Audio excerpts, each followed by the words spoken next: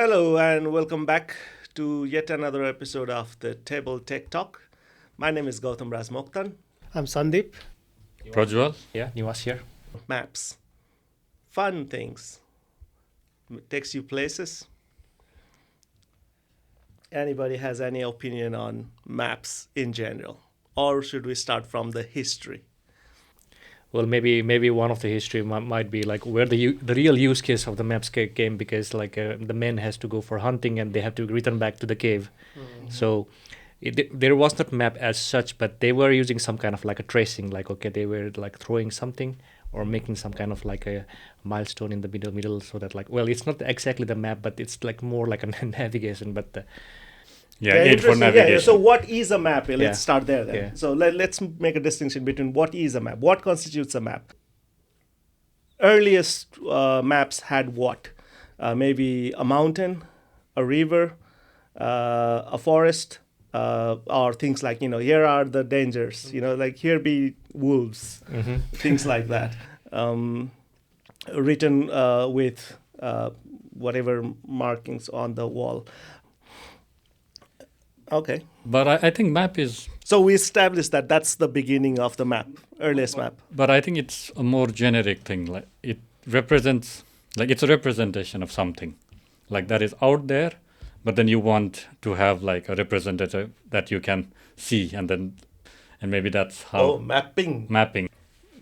Somehow like, but then this mapping probably comes from these maps, these geographic maps. So mapping comes later, or mapping creates the map? I Now we think are in the wordplay. yeah, it's just the wordplay. But I think the general idea is that it is like representing something out there, and then you want to have that being represented in here so that it represents something else in something you can handle, right? I mean, you know of some place, but then you like have a small representation of it, and then you can derive some of the properties of that place using something that you have. So how do you create the map? How did they create the map? I guess they have to go and survey many places and So you start try to drawing. portray draw what them. you see out there into a smaller No, scale. but I think map is always like, it is always try to what you want to do with the map, right? Is it used for navigation? If is it used to just go around to places, or is it used for hunting, for example? So maybe if it's used for hunting purposes, then it probably like highlights the places where you find this prey nicely, and then those things are nicely represented there. A representation of the external geography of the land Yeah, is a map. is a map, Right. exactly. yeah, and that's Some what pictorial form. and that's what we are now discussing about Yeah. the geography maps. Yeah. So now we have that. The challenge is, I have this vision, I have an understanding of what is out there. There is a mountain there, there's a lion there, there's a forest there. I need to represent it in some form, and hence I do it in a wall with something, written writing tool. Then it becomes a map, and I use that as a tool for my further uses Yeah. of whatever needs that may be. Yeah, I guess it came to the evolution in a way like when people were exploring outside world, and then they want to remember like what they have explored, and then they want to come back to that place again. Then they started like mapping those places in some cave wall or something else, or they want to share like what they have seen in like traveling, exploring the places. So I guess the main motivation came from there. Like, okay, I have seen these things and I want to go there again, and then let's try to remember. Yeah. And what about like properties, representation of properties? I mean, like this is the land that I have, and these are the neighbors' assets. Yeah, So boundary some setting. sort of a boundary setting Mhm. to reduce the disputes later on. So things you can put on a map. It's like basically there would be boundaries Yeah. of areas that distinguish whether it's your land versus theirs, or danger versus safe zone. Places where you can find abundant resources that you are after, things like that, and you would use it to visit that place. Yeah. That So your could be- next adventure or your next event. Mm. And then maybe as the time went on, then people start trading. Yeah. Then I guess It You also need made map. some kind of trade routes. Yeah. They need to follow the same route to go to some destinations. And then that route is basically then an overlay on the same map, right? Yeah. So it's an overlay because there will be a map, but then there will be the specific route listed. Okay, from A to B. When you want to go from this city to this city, just follow that route. Direction. You Yeah. can make it in a different color or different width or different shapes. So that becomes an overlay structure. But at some point, we're probably maybe we can talk about the scaling of the map. The out there, the geography out Yeah. there is big size, life size, right? Yeah. But the map have you to have on the wall, it's a represent some- very shrink down version of it, and that scaling is somehow proportional scaling of the distance between items on your map versus the real world distance. Right? And that makes it useful to measure distances, like to estimate how far things are. So that's one use. So if you look at the map and then see, okay, you want to go to some other place, then it might take this much time. So it allows to do all sorts of planning and things. Now that I think of it, it's more like some communication device, maps. Yeah. I mean, Augmentation. so somehow we are trying to communicate what is out there with something small, and then we can just plan accordingly. And it's more used for that. But I think the history goes back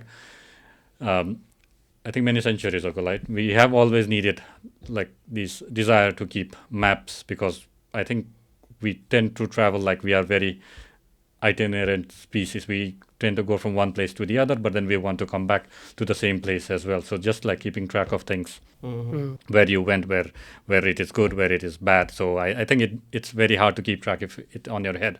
So I think some guy had this bright idea of writing things down somewhere, like some pictorial, and then someone else can copy it. So I think it's a good, like, it's a technological, it's an invention, like someone must have like come up with it. Yeah. It's a significant milestone in the human evolution. Yeah, I was just thinking also similar, like it's an evolution. Like for example, like different pigeons or like birds, they were biologically evolved to find the navigations or find the maps. So they have the maps in their mind, and then they can just follow the path.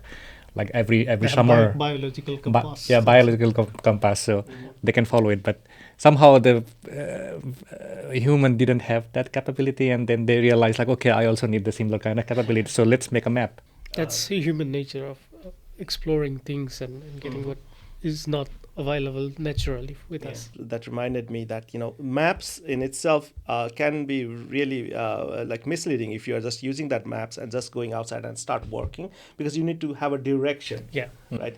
So the maps have this north facing reference point also, but probably the original maps in the caves did not, but eventually at some point it was added as an extra layer on the map, additional information that guides you on top of scaling on the same piece of paper. Let's move forward to this place in history where we are using mobile represent maps, this, like from the caves to the direction, like Yeah. North, pointing north, until they have discovered magnet or compass. They were not able to do. Yeah, Or but they had they sun had- always, right? Yeah, The yeah. sun They had rises the from north, the But east. these cardinal directions, I think they are even older than maps. Yeah.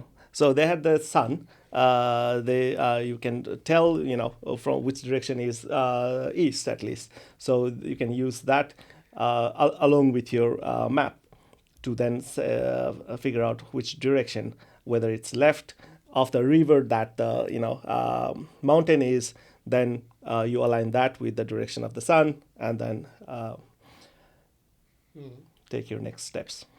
So Ostida, you said like the cardinal direction were even before the maps.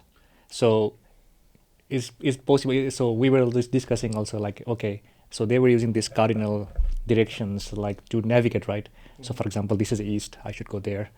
So basically we were just discussing like, is it navigation came first or the map came first? So yeah, because for example, for this hunting phase also, like, okay, you go for hunting in the east direction where the sun rises, and then come back to the den or cave in the evening to when the sun is setting. So it was very easy, like, but when people start exploring even further and further, then even this direction wasn't enough. So then they had to somehow like map them into the paper or map them somewhere, so that like they don't forget the the place that they Yeah, have written I back. mean, it's always something like you need, if you don't see where you are going and then where you should come back, then you would need a map. Otherwise, I mean, if you can see where you are going, then it's easier problem, right? But then when it's like beyond the place you need to be like some beyond mountains or some hills, then I would say navigation came first, because I think that's maybe the problem that map was invented to solve.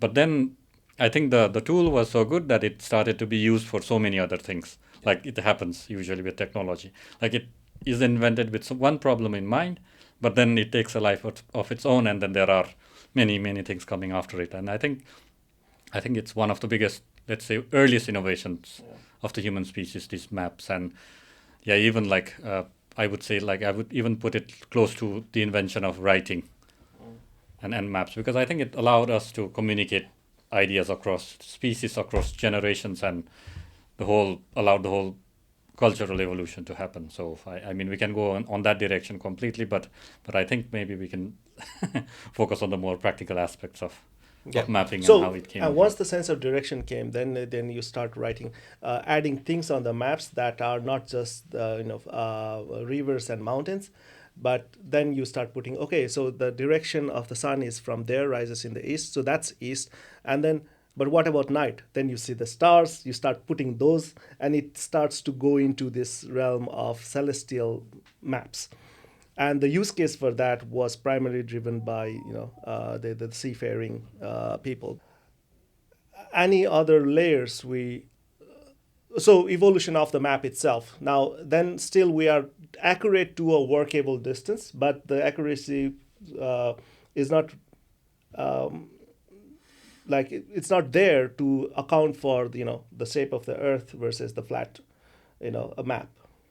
Yeah, so when I think when the distances start to get big, then this flat map, they don't represent the reality so well.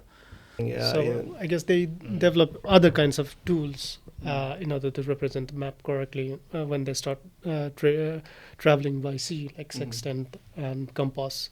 Those were essential to navigate.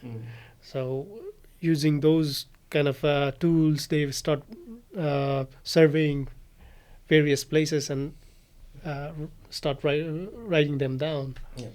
So at that point, it's not just one person or maybe a group of people. They start writing those maps and probably compile them they together. Probably came back, in some inn of the some village, and then started talking.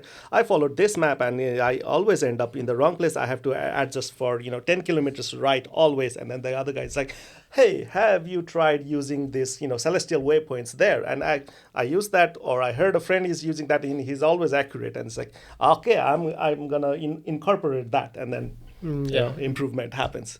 But yeah, so celestial waypoints added accuracy to that. Yeah, but then it's more like a navigation aid, looking into the celestial. But then you can use the same map, but then make corrections based on this some other, like some waypoint or some, I don't know, some location that right? Some reference point. Yeah, the continuous error correction basically. Is that it for maps, or is there something else that was added towards? I mean, like if you look at the GPS Google Maps app on your phone today, you get layers and layers of things. There's like the contour maps, contour maps, the contour. Yeah, that's actually an interesting thing. Then it's not just a horizontal 2D, but you add the third dimension on top of it. Using the contour maps, you can actually think that, okay, here is the mountain, and this is the height of the mountain. So should I try to go this direction and try to climb all the way up? Because you probably some guy thought like, okay, there's a mountain, there's the shortest path to the resource, using this path, and you goes there, and then like, oh, I did not account for the height of the mountain, and it takes forever. And then the other guy is like, hey, I'm there, I took the long path on the map, but it's okay, now we need to rethink this. Okay, how do I put that information into the map? Yeah, it's so interesting. So somehow like they invented this idea of these contours right on map. So it's a two-dimensional thing, like accounting for everything is flat. But then if something is rising, then someone had just a good idea, like bright thought of, okay, let's connect the lines which have almost the same height. And then, like, if you do that, then you immediately know, like, where things are rising and where things are falling down. So I think that's also, like, very clever, I would say. The gradients Yeah. of a mountain. Yeah, but I don't know when that happened. I think that's probably a very recent thing, considering we started from the cave. Well, yeah. Maybe there were these ideas were there. So how did they calculate the height until they had this GPS? Barometer. That's Time. In mountaineering, distance is calculated in hours. Yeah. So when you go with the hiking, they say, okay, 2 hours. 2 hours high. So that never ends. But regarding this projection on the maps, I was wondering, I mean, of course, like we had a maps in the flat paper, but when the time passed, then we realized, like, okay, the Earth is not flat; it's a spherical, and then The cylindrical maps and conical then- representation. yeah, I was wondering, like, is this projection? How did it come? Is it really required for the navigation, or is it just like the real representation isn't mapped in the paper, so we need to just change the projection? So, I mean, of course, like this kind of like a projection is. I mean, for the navigation, of course, you can use quite different tools, but for the projection, is it only for the representation? Like, you want to just represent, like, okay, for example, the Greenland is not as big as Africa, so you want to represent it differently. But does it also affects like how you but I do think the navigation there? what happened was that, so the idea of projection came just because the Earth is spherical, and then so you cannot represent the spherical things that are on a sphere on a piece of paper without any kind of distortion, right? So the question now is that what distortion is okay, and then that always leads like, what is this map used for? So, I mean, most of the time it was used for navigation. So I think these kind of projections, was it a cylindrical projection or Mercator? I don't know. But then I think those projections are most useful for navigating around. And then that makes things easier to navigate around, but then they don't represent the exact size of things. And that's the trade-off we have. Right? Yeah, I mean, the map is optimized for navigation, so it's not optimized for knowing how big things are on there. I mean, it takes you from one place to the other, but it completely lies about how big things are there. So I think that's like natural, because the world is not flat. Yeah, but I think they also invented like many things, like other things while they were trying to make maps. So they invented geometry, right? How to compute distances between places by measuring something else. Some other distances. Well, first Height and distance. Yeah, heights and distances. Like first you need to find out, like, you have the maps, but where are you in the maps? Yeah. Right.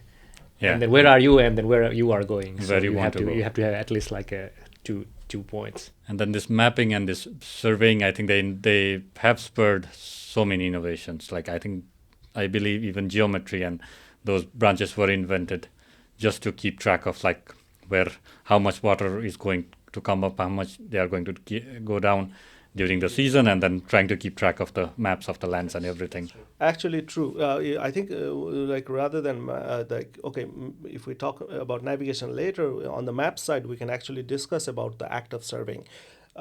Used to be, I don't know how much these days we are doing it, but used to be the survey expeditions were heavily funded by the state to actually gather those information and put it on a standard map that to be used by the people of the country, or the government of the country. Or the government. This belongs to the realm of this king. So yeah. So lots of this expeditions. One of the tasks would be to collect information to enrich the maps that they had in the vault of the libraries of that place. And that would be. It's also easier for those rulers to strategically position the army during conflicts. Yeah. So Like planning purposes, not just navigation, but planning. different group of people were maybe interested in creating these different kinds of maps, and Yep. I guess we haven't yet still touched. I guess we about like how it has evolved in our current world. Like, well, it started with this. I can start with this. Like for example, like navigation. Like you said, like this Cartesian coordinates. We have now this latitude and longitude, and also there are like different ways now how you can map or how you can represent those latitude and longitude. Of course, you have latitude, longitude, but you have different systems of mapping this. They call it this northing and southing. They have their own system of representing like where you are in the earth. Or I guess nowadays, like even the Google Maps, they are also using some kind of like a cryptic numbers or the alphabets. They are not using any latitude and longitude, but they are just using the combination of the number and the letters to represent like where you are. So when you are sharing something from the Google Map, you can just share that. It's like a cryptography, like I don't know what Maybe it's called. it could be a hash of something.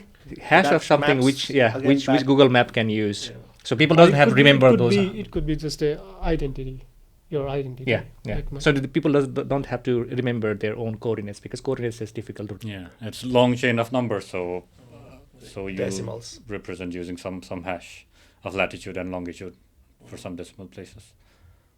Yeah, what I find most fascinating about, well, these different kinds of map, maybe we can talk in this navigation talk as well, but then these subway maps and these transportation maps of big cities, like these metro maps and how these transportation come. I mean, they're quite a work, right? They put so much effort in making them, and then you being able to read them. Like when you start to look at them, it just looks like too many lines on the paper, but then I mean this is actually useful, but then maybe it's a topic for some other discussion, like for navigation and Yeah, transport. map doesn't necessarily have to be only of we talked about roads here, but when you mentioned subway, other transportation system, but also power lines, gas supply lines, those also have a map because they have a topographical structure laid out, right? So from that perspective, you can add it as a layer on the the Geography, yeah. geography.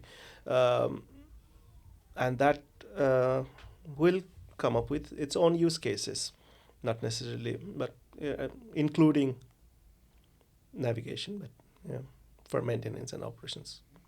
Yeah, and that they need to be geographically accurate, right, in these cases. But then if you look at the subway maps or those things, they don't even need to be geographically accurate. Direction wise. Yeah, Yeah. they can be anywhere in the place as long as you can show them connected using something and then vaguely lies to the north and south. I think that's useful enough. Yeah. I think that's more of like an engineering side. Does it serve the purpose well? Yeah. So the map came from like you want to go to some place for hunting and come back to work, come back to home. And if I look the Google Maps in my phone, I still have my home as like where you want to go to in the Google Maps. I want to go my home. Yeah. Just like in the cave days, we want to find a way to go home. Hence, Google decided to put a home shortcut on the Google Maps on your phone as well. Yeah. So the basic fundamentals of the map hasn't changed. The use case towards navigation we'll discuss in the next episode. All right. That's it for Table Tech Talk this episode. Bye-bye. Bye. Thank you. Bye.